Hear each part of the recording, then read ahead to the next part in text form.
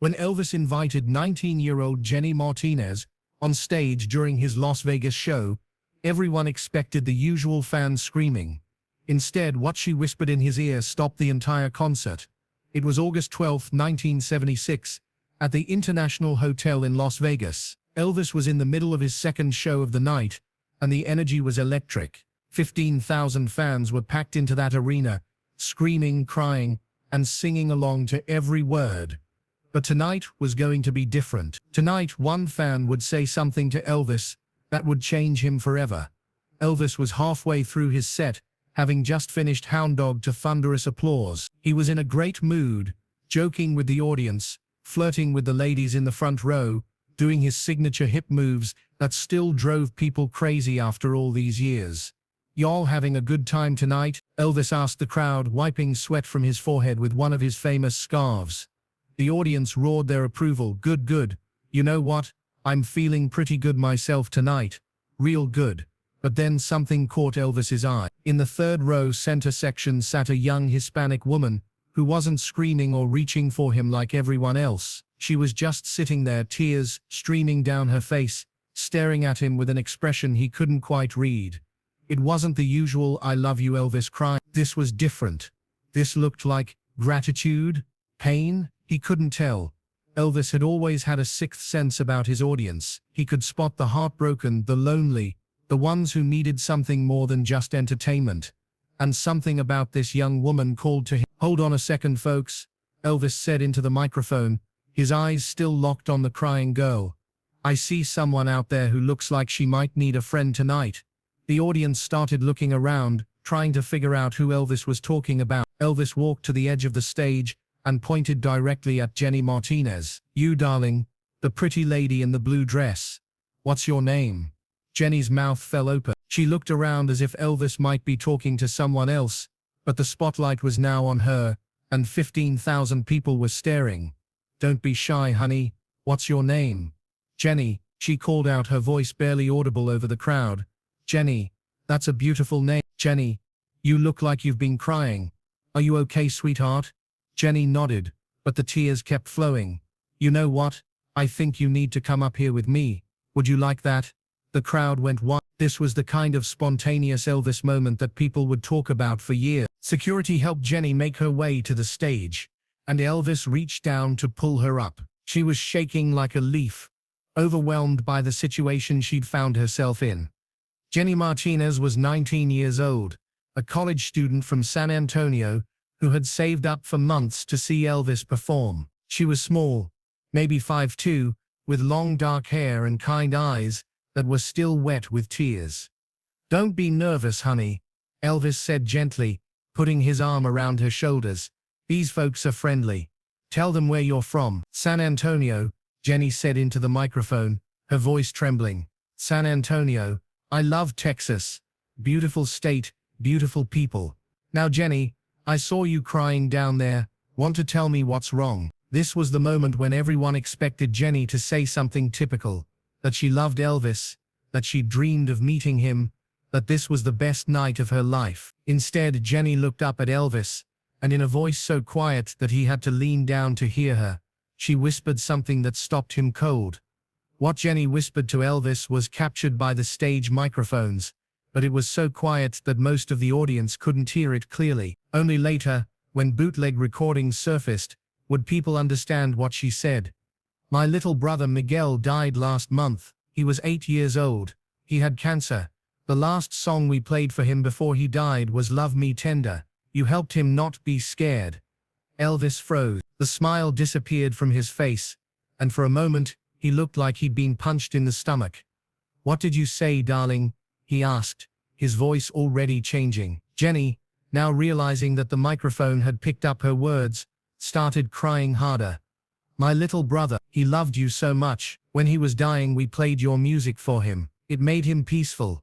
The audience, who had been cheering and whistling, began to quiet down as they sensed something serious was happening on stage. Elvis was quiet for a long moment, still holding Jenny. When he finally spoke, his voice was thick with emotion. "Your little brother, what was his name?" "Miguel. Miguel Martinez. He was the sweetest little boy. He wanted to be a singer like you. What happened next shocked everyone in that arena. Elvis Presley, the king of rock and roll, began to cry. Not just a few tears, he broke down completely, his shoulders shook, and he had to grip the microphone stand to keep from falling. The audience went completely silent. You could hear a pin drop in that massive arena. Charlie Hodge, Elvis's longtime friend and guitar player, later said, "In all my years with Elvis, I'd never seen him break down like that on stage. Never. He always kept his emotions in check during performances. But something about that girl's story just destroyed him." Elvis tried to speak several times but couldn't get the words out. Finally, he managed to say, "Miguel, that's a beautiful name. I bet he was a beautiful little boy." "He was," Jenny whispered. "He used to sing 'Love Me Tender' to our baby sister when she couldn't sleep. Even when he was so sick he could barely talk, he would still sing that song." Elvis wiped his eyes and looked out at the silent audience. 15,000 people were watching the most vulnerable moment of his career. "Ladies and gentlemen," Elvis said, his voice still shaking, "I want you to meet Jenny Martinez from San Antonio. She just told me about her little brother Miguel, who passed away last month. He was 8 years old, and he loved music." The audience was so quiet, you could hear people breathing. Miguel's favorite song was "Love Me Tender," and Jenny tells me that it brought him comfort in his final days. I can't think of a greater honor than knowing that something I recorded helped a little boy not be afraid. Elvis turned to Jenny. "Honey, I want to sing that song right now, and I want you to stay up here with me. Can you do that?" Jenny nodded, too emotional to speak. "This song is for Miguel Martinez, and for every child who's ever found comfort in music when they needed it most." What followed was the most emotional performance of "Love Me Tender" that Elvis ever gave. He sat down at the piano, with Jenny standing beside him, and sang with a tenderness and vulnerability that left the entire audience in tears. But here's the incredible part. Jenny began singing along, quietly at first, then with more confidence. Her voice was sweet and pure, and it blended beautifully with Elvis's more powerful vocals.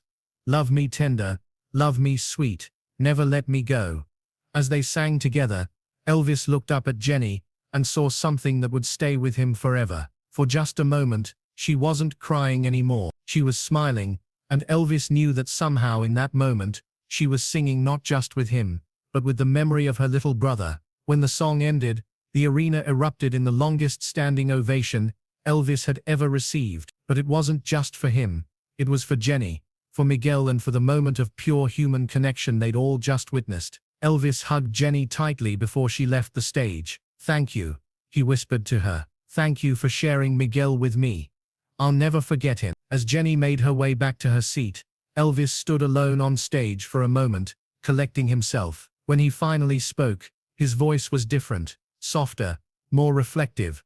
"You know, folks, we all get caught up in the lights and the glamour and the excitement of a show like this. But sometimes, something happens that reminds you what music is really about. It's about connecting with people. It's about being there when someone needs comfort, or hope, or just a reason to smile." He paused, looking out at the audience. "I've been performing for over 20 years, and I've been blessed beyond belief. But I want you to know that nothing, and I mean nothing, means more to me than knowing that something I've done has helped someone in their darkest moment." The story of Jenny Martinez and her brother Miguel spread quickly through Elvis's fan community.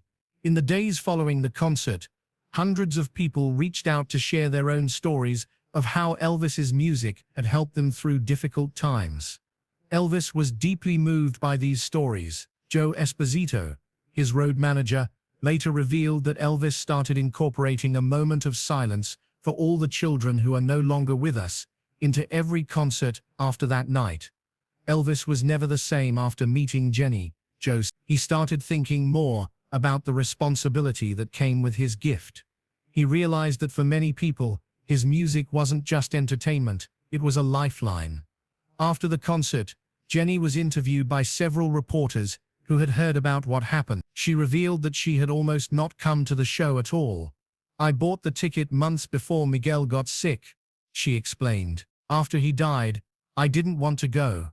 Music reminded me too much of him. But my mum said Miguel would want me to go, that he'd want me to hear the songs he loved one more time." When Elvis called me up on stage, I was terrified, but then I realized that this was Miguel's gift to me. He was giving me a chance to share his story with someone who would understand. Jenny also revealed that she had brought something with her to the concert, a small toy car that had belonged to Miguel. He carried it everywhere, she said, even in the hospital. I had it in my purse that night, and when Elvis hugged me, I felt like Miguel was there too. Unbeknownst to most people, that entire interaction between Elvis and Jenny was recorded by the venue's sound system. For years, it remained in the archives, until a sound engineer discovered it. When the recording was finally released, it became one of the most requested pieces of Elvis material ever. People weren't just interested in the music.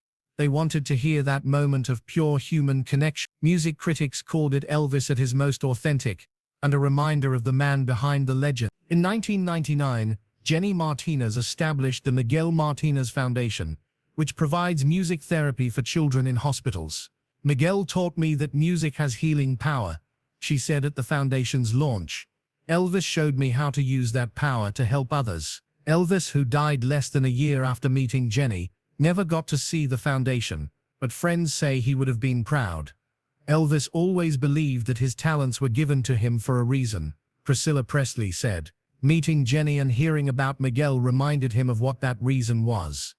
The story of Elvis, Jenny and Miguel reminds us that sometimes the most powerful moments happen when we least expect them. Elvis went on stage that night, planning to entertain his audience. Instead, he ended up being changed by them. It also shows us the incredible power of vulnerability. When Elvis allowed himself to break down on stage, when he showed his audience that he was human, that he hurt, that he cared, that's when he became more than just an entertainer. That's when he became a healer. Jenny Martinez later said, "People always talk about what Elvis gave to his fans, but that night, I saw what his fans gave to him. We gave him purpose. We gave him a reason to keep going." Today, over 45 years later, the story of that night in Las Vegas is still told in music therapy programs around the world. It's used as an example of how music can bridge any gap between performer and audience, between grief and hope, between despair and healing. The International Hotel, now called the West Gate, has a small plaque backstage that reads, "In memory of Miguel Martinez and all the children whose lives have been touched by music." And every August 12th, fans gather at Elvis's grave at Graceland to remember not just the king, but also a little boy named Miguel who loved to sing, and his sister Jenny who helped Elvis remember why music mattered. Elvis Presley performed thousands of concerts in his career. He sang for presidents and paupers, for massive crowds, and intimate gatherings. But when people ask what his greatest performance was, many who were there that night in Las Vegas will tell you it wasn't a song at all. It was the moment when the king of rock and roll let himself be vulnerable enough to cry for a little boy he never met, and in doing so reminded everyone in that arena, and everyone who has heard the story since, that music isn't just about entertainment. It's about love. It's about connection. It's about being there for each other when we need it most. And sometimes it's about an 8-year-old boy named Miguel who found peace in a song, and a 19-year-old girl named Jenny who made sure the world knew about it. If this incredible story of music's healing power moved you, make sure to subscribe and hit that thumbs up button. Share this video with someone who needs to hear about the importance of human connection and vulnerability. What song has helped you through a difficult time? Let us know in the comments, and don't forget to ring that notification bell for more amazing true stories about the moments that make music magical.